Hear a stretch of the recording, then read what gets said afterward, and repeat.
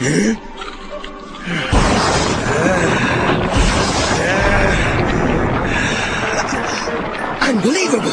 I feel great!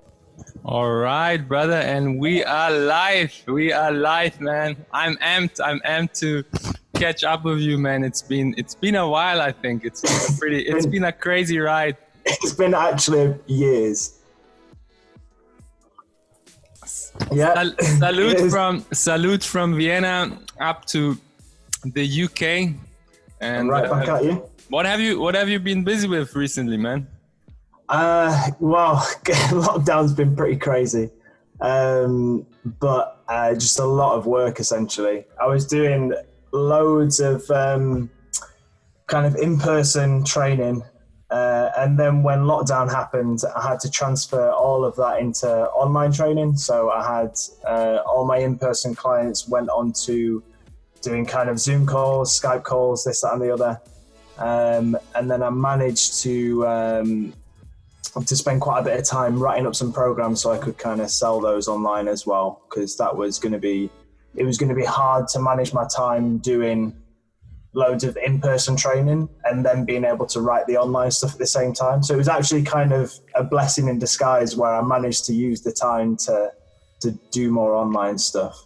And then hopefully I can keep that going as we're going back into doing more in-person stuff now, because obviously all the gyms are open in the UK again now, so we can train everyone. But yeah, it's just been a lot of PT stuff, not a lot of tricks, but that's mainly just because I try not to train outside too much now, just to save my joints. So with all the gyms being closed then as well, it was just like a few months off not training. But yeah, it was okay. How about you? How's everything been on your end? Man, no reasons to complain. I can say the same about my case. It's been a great opportunity to expand and use new ways to actually, just implement, how can I describe it, man? Like this technology, you can do way more actually than just like you mentioned, person to person. You can create that value and spread it to way more people and absolutely. Work more remotely, more free, and it just opens up so many new ways and opportunities, which is a blessing. But it's been tough.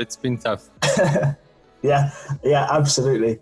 It's definitely a minefield that you've got to figure out as we go through, but it's there. We can manage it.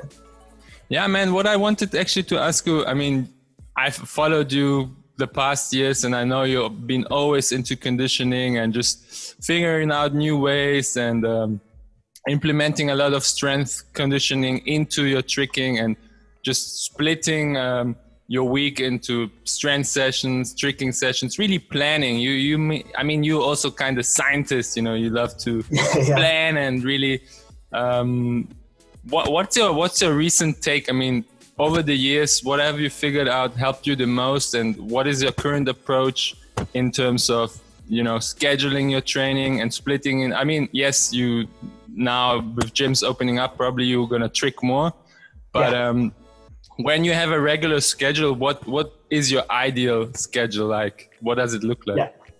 Yeah. So for conditioning wise, what I've found works the best, especially for tricking, is doing a little bit of everything, but having your main focus on the kind of time frame that you're really going to work in tricking. So usually if you think of kind of tricking, normally like a combo might last anywhere from a couple seconds to maybe 30 seconds max. So working on having a really good conditioning base within that short period of time is going to be your bread and butter way you want all of your work to be. So a lot of my conditioning that I've found works best for tricking tends to be really hard, intense stuff that lasts anywhere from kind of 10 seconds all the way up to 5 minutes. But then I will also, because that's quite a really short, you can't really get any quicker than that outside of just doing kind of 1 rep max stuff like Olympic lifting or powerlifting. So I'll still have a little bit of that in there. And then I'll work on some higher end cardio based stuff where it might be like 10 minutes all the way up to 60 minutes. So you keep a good cardio system, but for most sports, it's finding where's that kind of chunk of time where I'm going to spend the most of my training, and then exploiting that as best you can, and then just reaching around on the different areas. So that's what a lot of my training ends up being. So I try and make it very specific, and then depending on persons, obviously for tricking, that would be that. Depending on someone's sport, if their sport was like, I need to, for instance, like I've got someone that I'm training at the moment that does BJJ, Brazilian Jiu-Jitsu. So he needs to be able to do that kind of 5 to 20 minutes of just steady grinder work. So we'll do some explosive stuff with him and some long range stuff, but most of his is going to be in the 5 to 20 minute range. So it's just finding where that slot is. My week is a bit all over the place. And again, it's the classic, it depends. Everyone's going to be a bit different, but it's managing fatigue. So tricking is extremely high intensity. Even if you are someone, let's say like us, we've been tricking for 10 plus years. So when we go to a session, we could have what would be classed as an intense session and probably recover pretty good for the next day and be like, I'm tired, but I can do some stuff.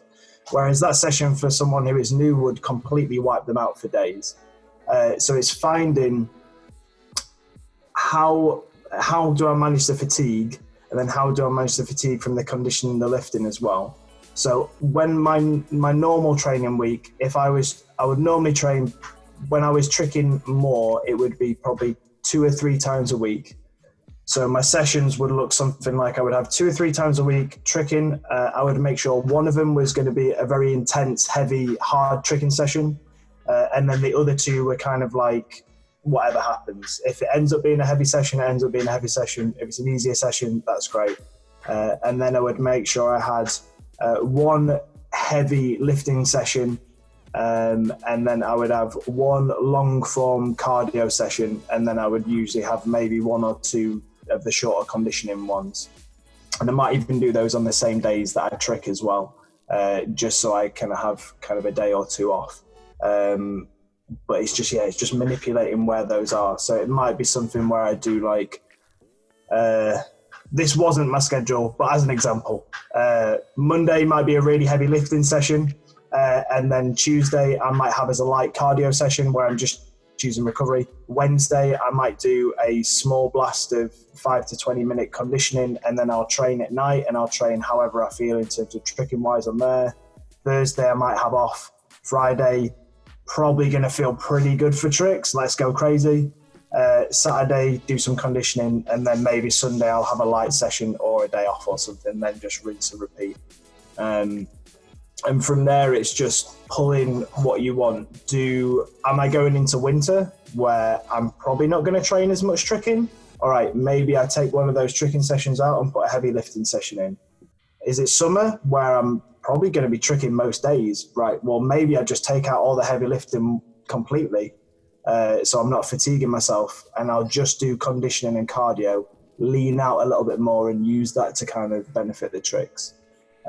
So yeah, bit of a long answer, but it's all over the place really. But it's mainly staying in that kind of time frame of where does your sport exist, training that as much as you can, and then managing the fatigue so you don't just wreck yourself of doing heavy lifting and then trying a trick and heavy lift and just getting injured after a few weeks. And let's say you go for a heavy tricking session. How long would that tricking session be? And what is the intensity like? For me, the gym sessions we have are normally 2 hours long. So thankfully for the gyms that I train at, one of them, I'm a sponsored athlete there at Level Up. So I can't train whenever, but I can kind of turn up whenever. So I would get there early and warm up as best I can so I can use the 2 hours to train.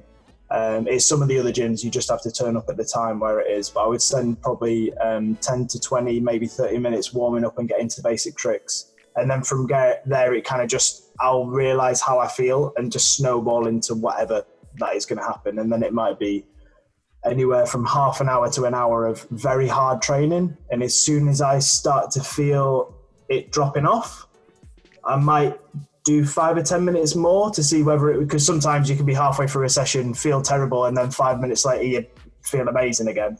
Yeah, exactly. Yeah. So I'll give it the benefit of the doubt and see how I feel. And then if it just continues to go down, I'll just do something completely different. Maybe I do some stretching. Maybe I'll just cool down and do some basic tricks, work on some new tricks or something that I'm not very good at.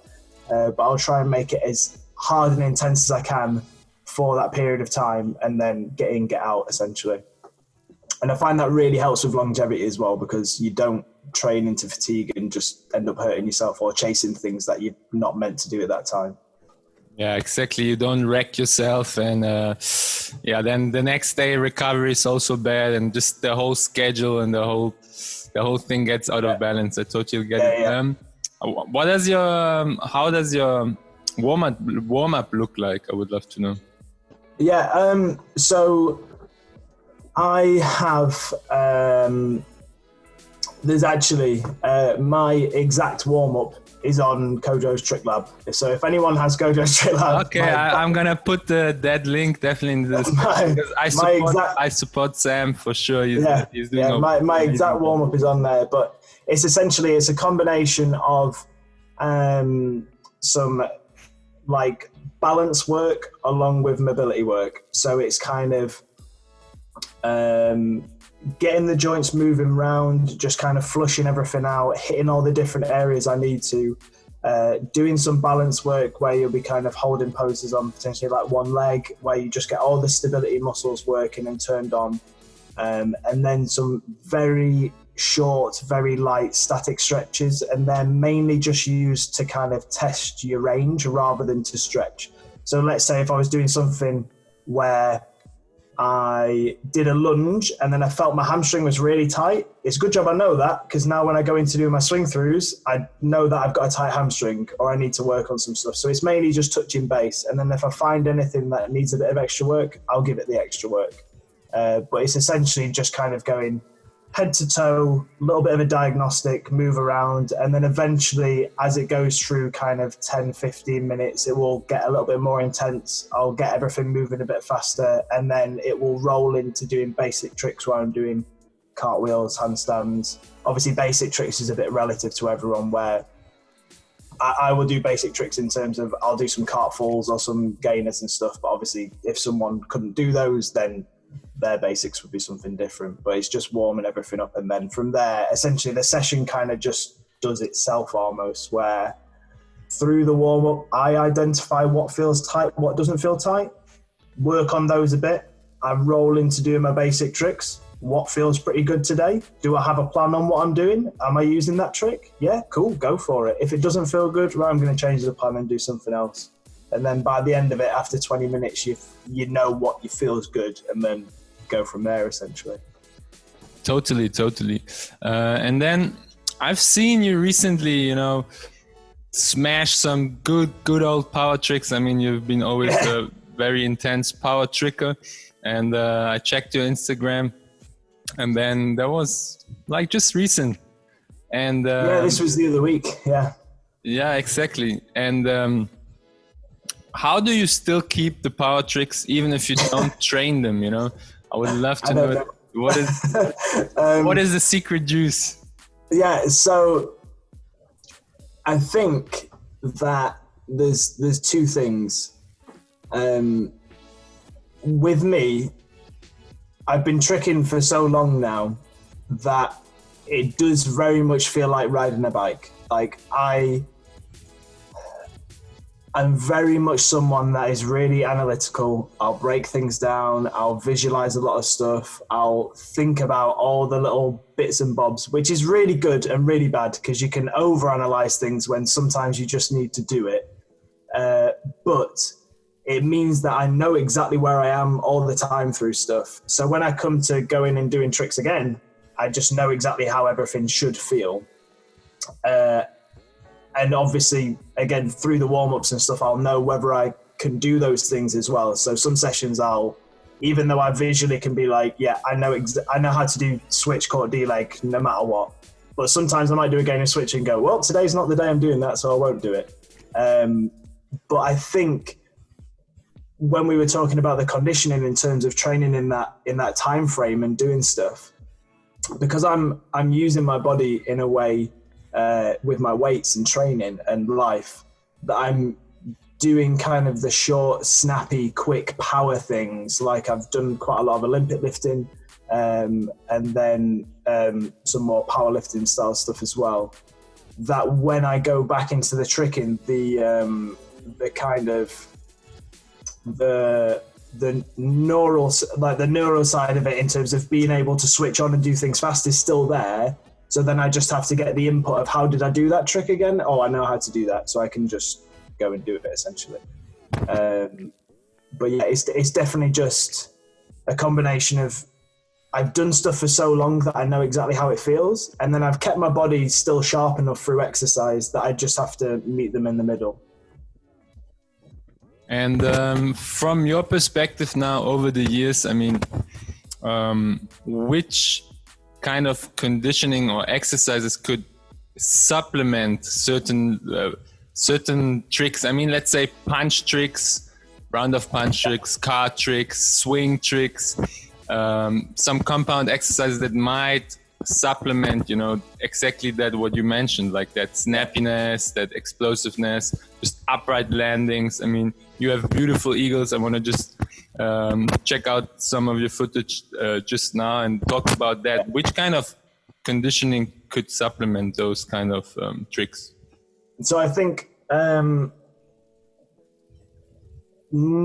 almost every single tricker can benefit from just gaining some form of base strength.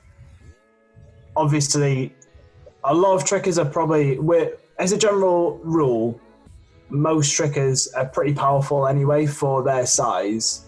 So if you put them in some form of athletic kind of background, they're probably going to do pretty good. That doesn't mean they'll be able to deadlift or squat a load of weight, but they will learn it very fast.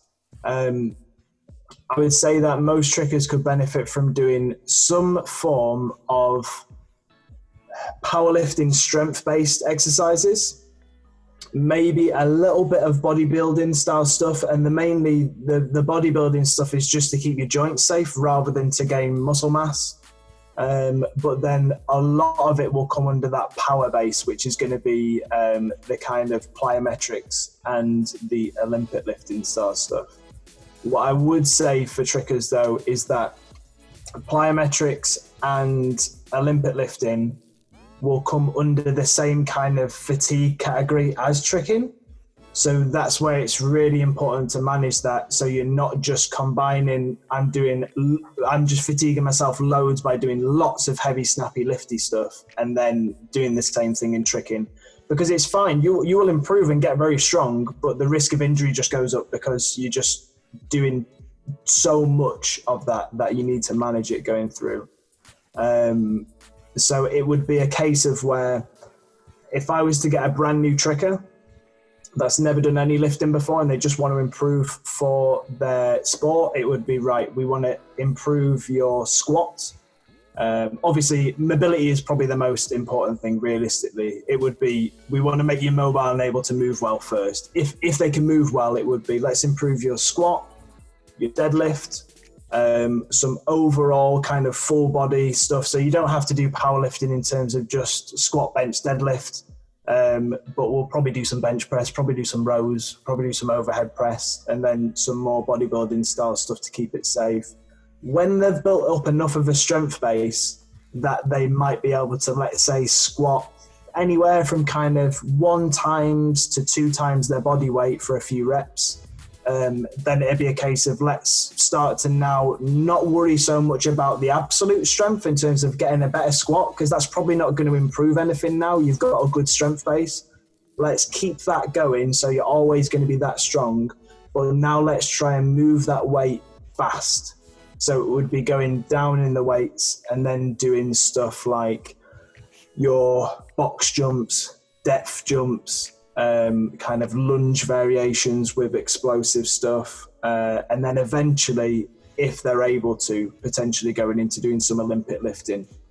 I don't think Olympic lifting is necessary for tricking, but it's really fun, and it's also really good for tricks. I think as well, tricking is super complicated and really hard to do. So a tricker going into Olympic lifting, if they have the ability to do the lifts, they will pick it up super fast because it's so much easier overall than tricking is, that it's not that hard to learn compared to someone that might be a general pop. They've not done sport or anything, and then it's really hard to kind of do that movement. So, but the strength base is the main thing first, because what a lot of people will do is they'll just go straight into doing plyometric stuff. And that's when they'll end up kind of getting shin splints, jumper's knee, IT band problems, hips, this, that, and the other, because they've not got the strength to do the things their body wants to do. They've got the power because they can jump and do stuff, but they've not got the strength to make sure that their body doesn't get wrecked by it, essentially. So, and I mean, let's just talk beside the strength part. I mean, the technical part, you just mentioned Olympic lifting, for instance. There's an amount of time you have to spend to learn it, but as you recommend, it's probably worth it to do so. But for tricking itself, let's say the basics and visualization. I remember back then when there was still this invincible live stream, you mentioned like making things simple in your mind. We can sometimes overcomplicate techniques. And I remember somebody, actually Malcolm Wope from Cape Town, he watched that live stream and he said to me that you once mentioned that for you everything is kind of an A-twist or something like this. Yeah, every trick is an A-twist. Everything is an A-twist. And I wanted to touch on that, if you break it down simple in your mind, it's about that mindset. If you think it's easier, you're gonna probably commit more to it. And what's your take on that? I wanted to dive into that. Yeah.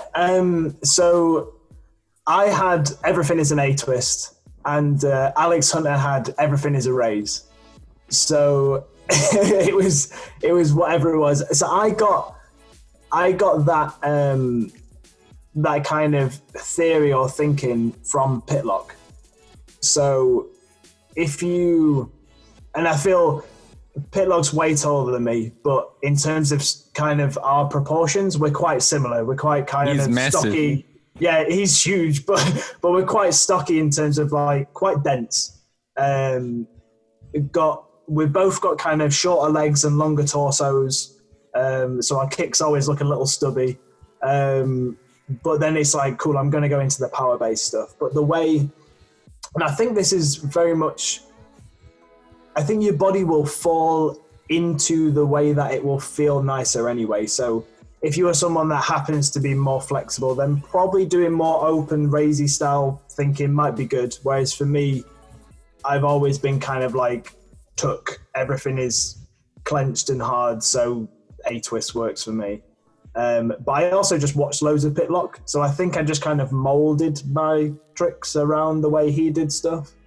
But yeah, I think having a kind of a base way of thinking and molding things around that is only beneficial for you, where, like you said, if I know I'm like, if I get to this position, I know what to do from there.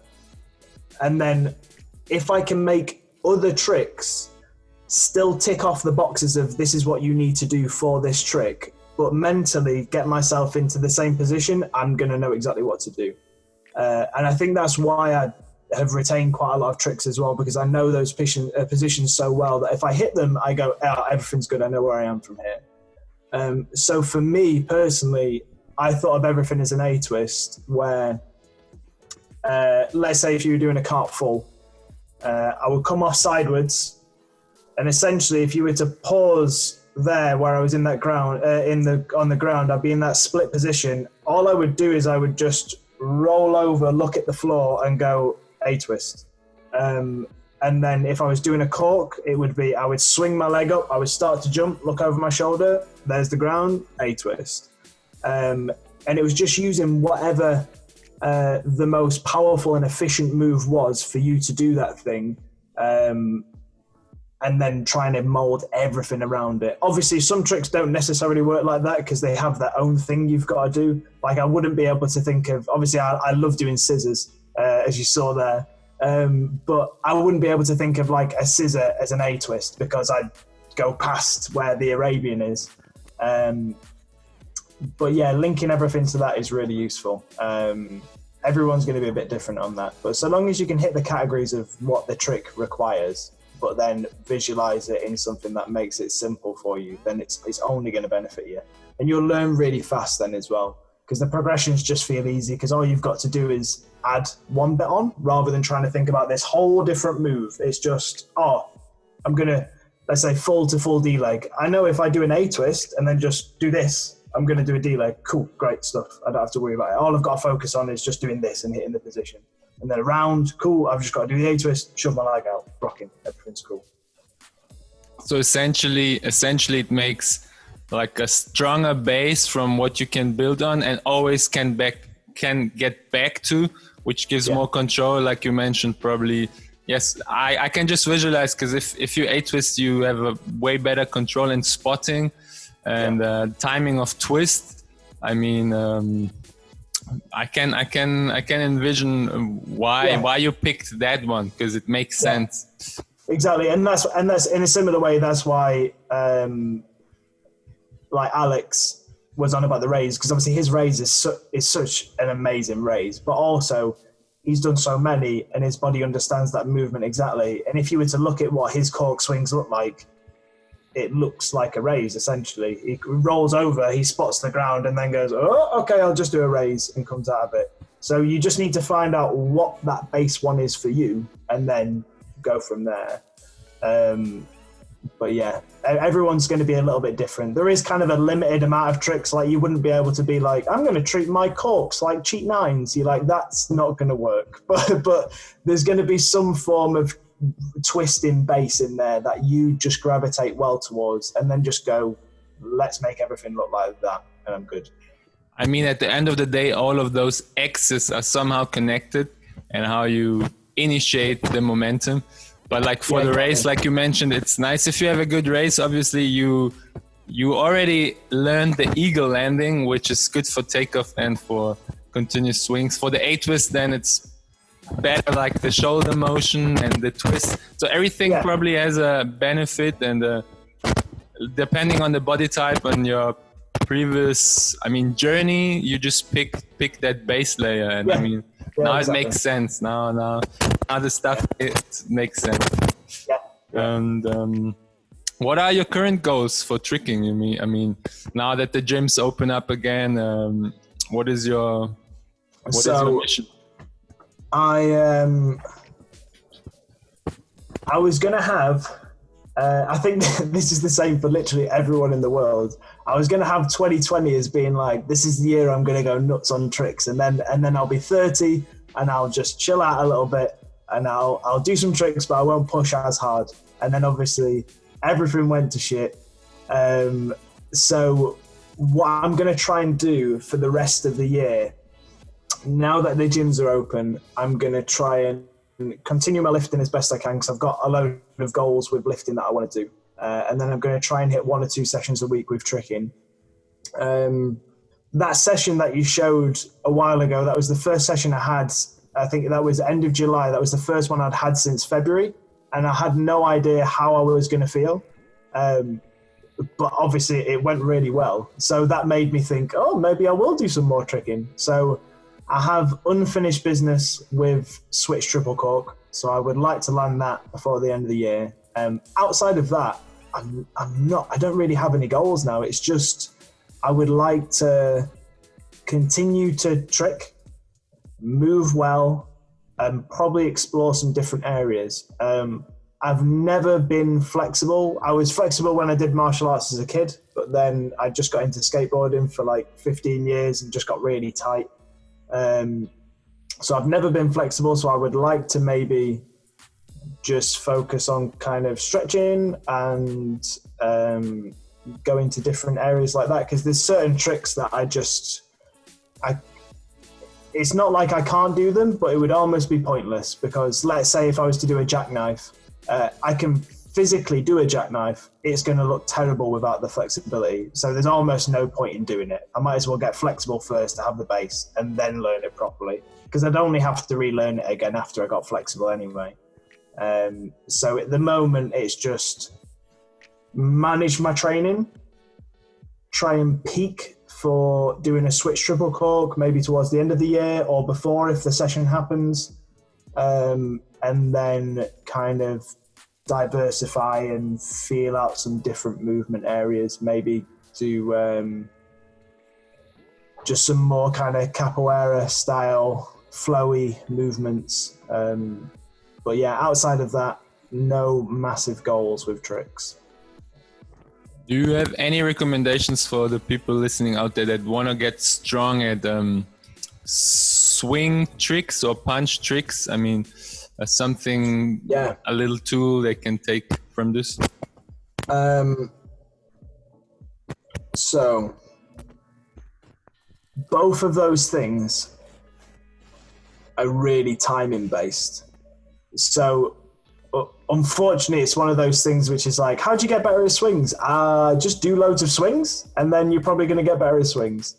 But there is a base level of strength, essentially, where someone might be able to swing no problem, but they just don't have the strength to go for it. Doing some form of plyometrics would be fantastic. So there's some really good ones for swings that I've found, which I've done over the years.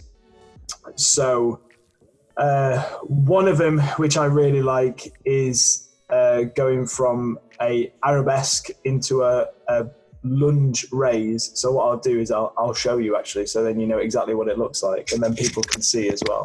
So what you would do is you would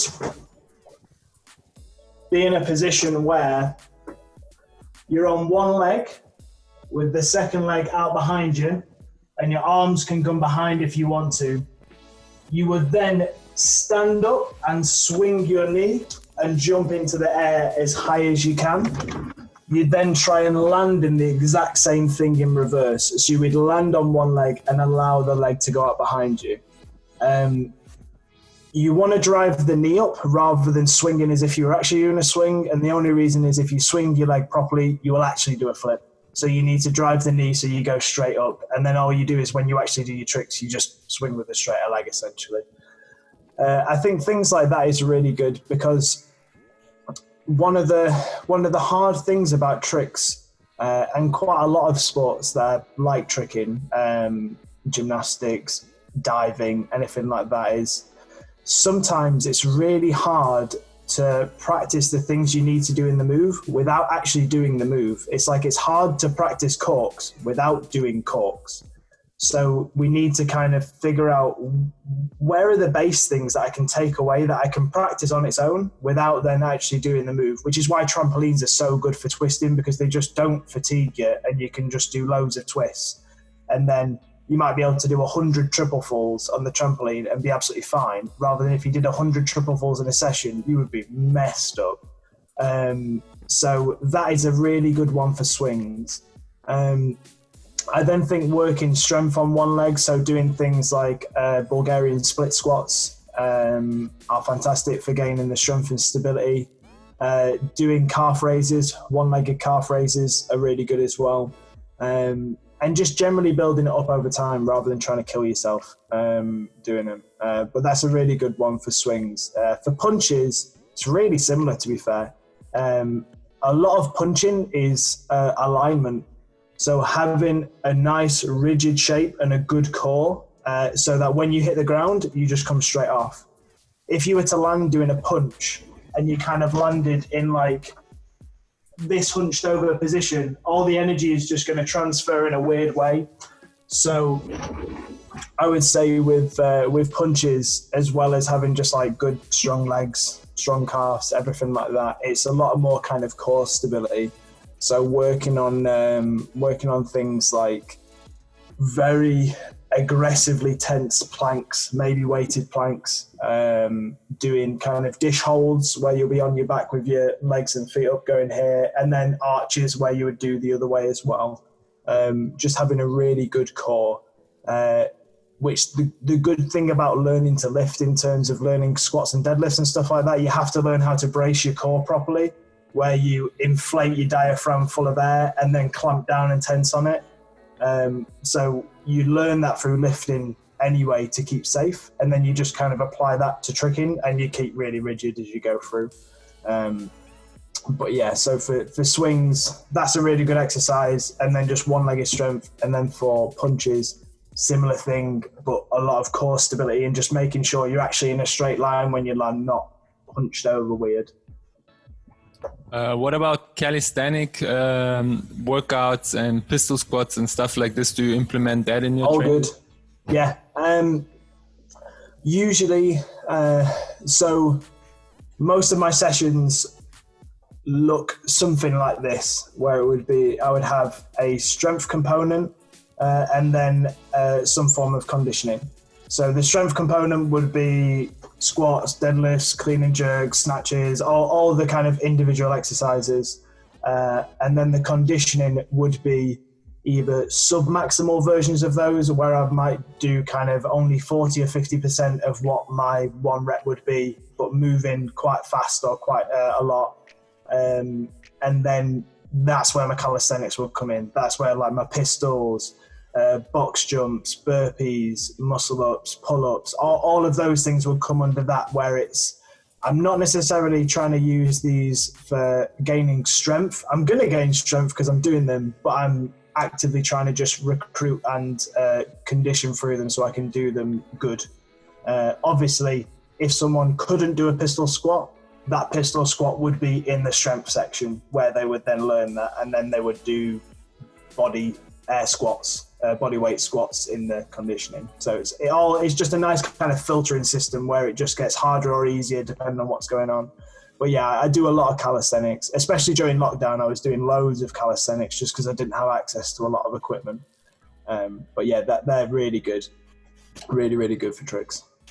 Yeah, and depending on your base level of skill and you mean physical conditioning on your own like level, you can just adjust the level of the exercise. I mean, like you said, pistol squats, you can add weight, or you just do supersets, or change things. So it's great to have that as a toolbox for people that don't have. I mean, let's say not every trick or every athlete has access to a gym, so there are definitely loads of alternatives to create high intensity even without additional weights. Yeah, 100%. I mean, the most important, we do this in tricking whether we realize it or not, but one of the key principles for training is progressive overload. So that's essentially progressively getting better over time at whatever we're doing. That can be either doing more reps of something, more sets of something, higher weight, or changing the tempo of something, which tempo really wouldn't happen in tricking because most tricks have their set tempo that you do them at. You probably don't do them slower unless you're trying to make something look bigger and better. But that's more like a style thing rather than I'm training to do this at a certain timing. So when we trick, we do that without realizing. We start off by only doing a couple of tricks through the session, and then we get better at them. We end up doing more tricks. We end up doing harder ones. So that's essentially increasing the weight, and then it all goes crazy. So long as you can do that within your training as well, great. So if you're doing body weight stuff and you don't have access to weights, then it's a case of either I can do more reps of this thing, or I can break it into more sets. Or if I can't increase the weight, I'm going to have to make it harder somehow. So I might have to slow down the exercise to make it even harder for my muscles to kind of contract and go through the motion. I would try and get a better connection with the muscle to squeeze it harder and do stuff. Or likewise, then it's, let's say in the example of body weight squats. So I've got someone that can body weight squat, and now they can do 20 squats in a row and they just feel fine. I could tell them to go, all right, do 500. And you're like, that's going to tire them, but it's kind of pointless. You're just doing so much. So we can't increase the weight. So what can we do? Well, we could slow it down But then you'll get to a point where, oh, now they're doing 500 slow squats because they've got good. Right, now we'll add the plyometrics. We're going to do some jumps. We're going to do pistols. So there's always a progression.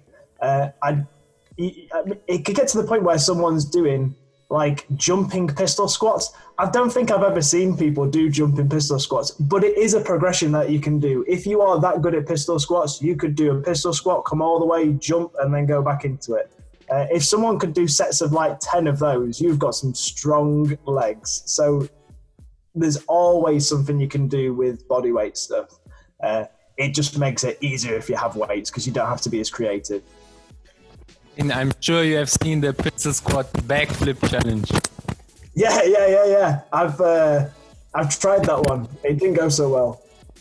Yeah, I also find it quite hard if you really lower to the complete low level and try to accelerate from the bottom position up. Yeah. Ridiculous.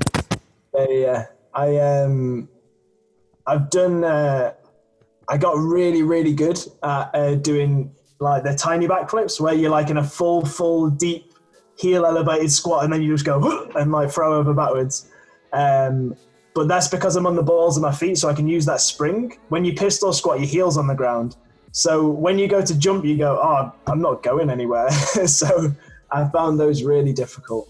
I ended up having to do basically a full pistol squat and then just doing a one-legged backflip at the top, and it wasn't very pretty.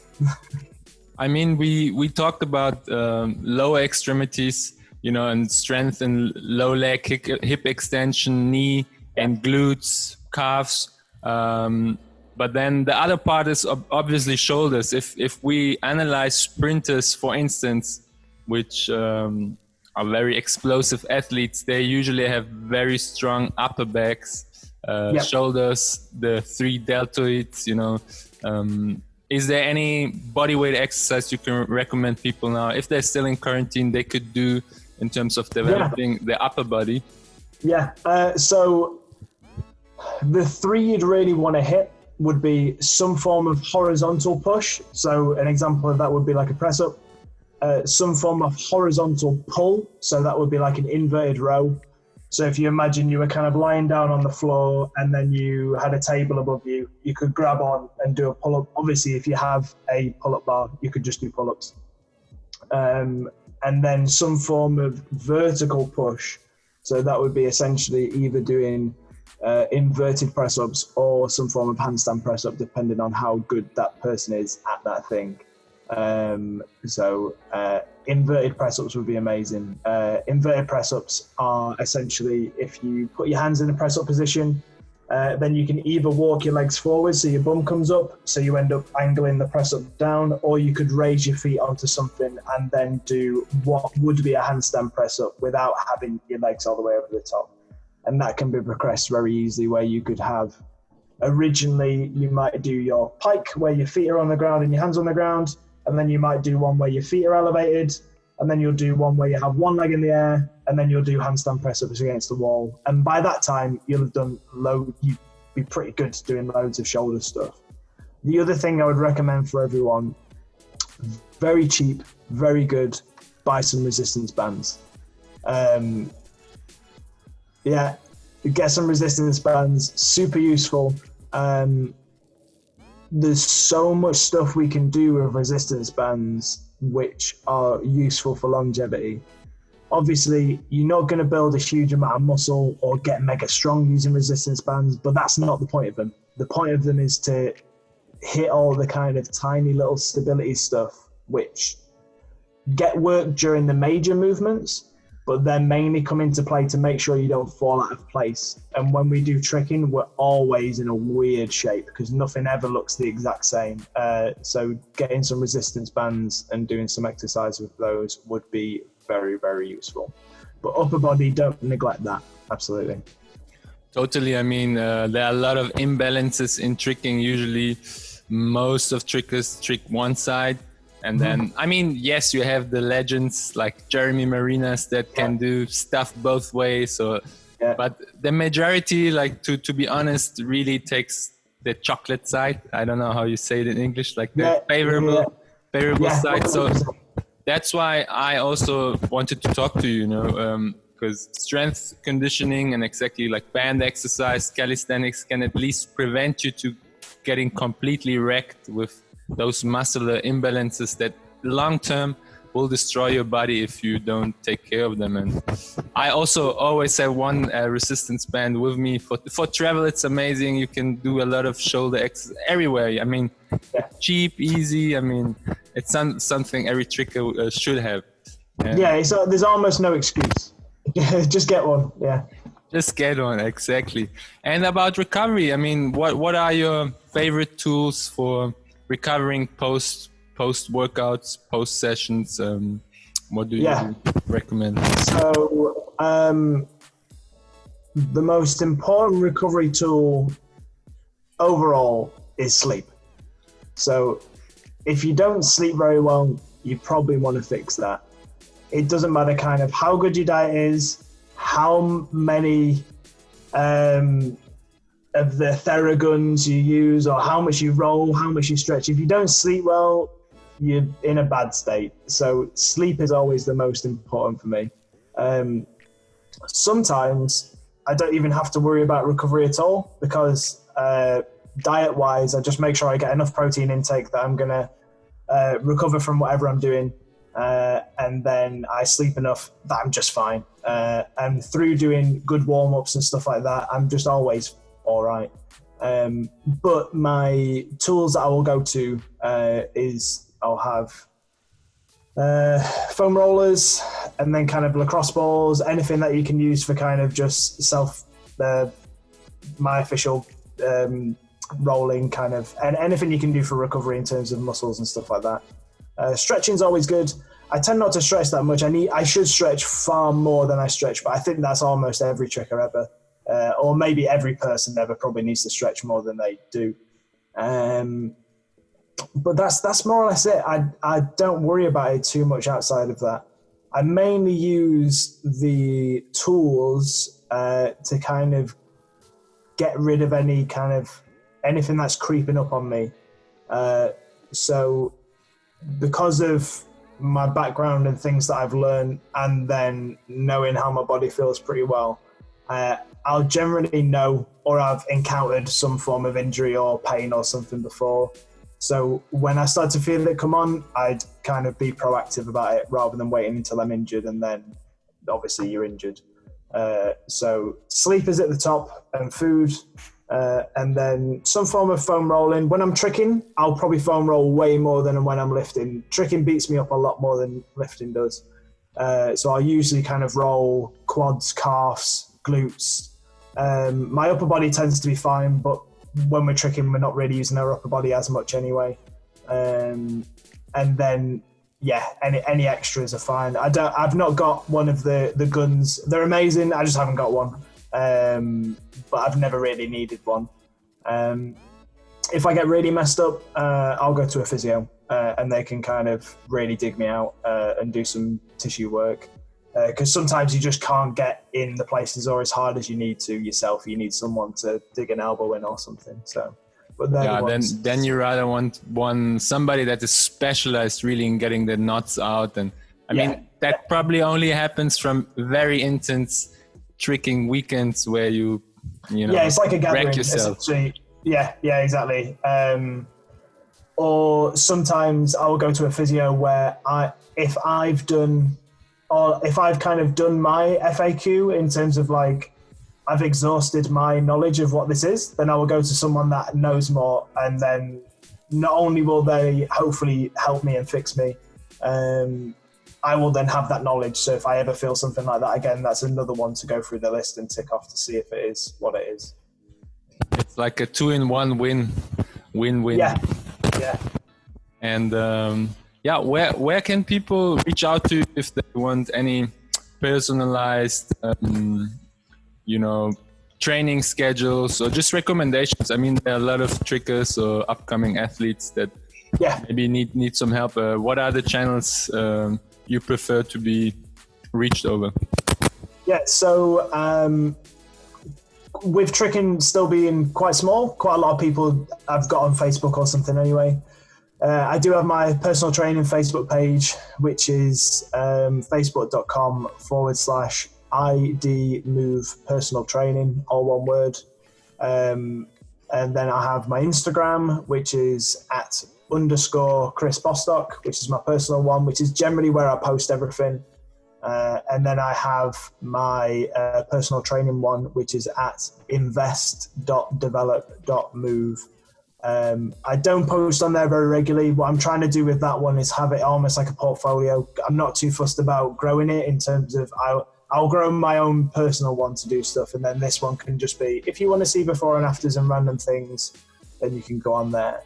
But if they wanted to reach out to me on any of those, go for it. I will answer anything and everything in as much depth as I can.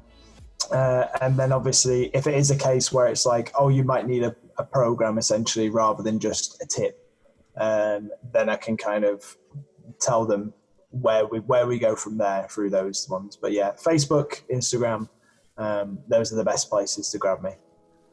I'm gonna put all of that into the description after this for sure, so people can check it out. It's no problem. Good stuff. Thank you very much. Just before we shoot off, so everyone knows, I have got YouTube as well. So if you do want to go on YouTube, I'm fairly sure it's youtube.com/user/Bozzy. So BOZZY. Yeah, there we go. I will definitely put it online because I'm gonna try and post a lot. I keep saying it. It's the classic. I'm gonna try and post more, and then you don't. But what I'm gonna try and do is I've started doing a few exercise style stuff. Obviously, they've been really separate. You can see how long between the posts they are. But I'm trying to get into a schedule now that I'm out of lockdown where I'm getting maybe 1 to 2 YouTube videos up, where one might be training based and then one might be kind of additional stuff, maybe nutrition, maybe psychology, maybe something like that. So I'm going to try as best I can to get stuff on there. But yeah, that's the other one. So if people do want more kind of longer form, in-depth videos, then YouTube is probably the place to go for it. Because I won't have now, but I might have in a few years of just answered the question by there being a video on YouTube, essentially. But outside of that, yeah, we're all good. For sure. I mean, this is now a time really to reset, recalibrate, and put the new pieces together and just expand. I mean, if you say you're gonna go more onto YouTube, I'm sure in the future it's gonna be a way more powerful platform than we can grasp right now. There's a lot of valuable content, so underrated and not. I mean, you have to really look for it and be interested in that. Yeah, but it's there, and that's why I say it's very, very valuable, and people should give a sub if they're into getting better, thriving, and evolving. And yeah, thanks again, man. No problem. Thank you very much. Respect, and shout out to the UK. You too, man. Really good talking to you. Thanks very much for having me on. It was a pleasure, brother. We stay in touch, man. Peace out. Yeah, we'll do. Utanimala,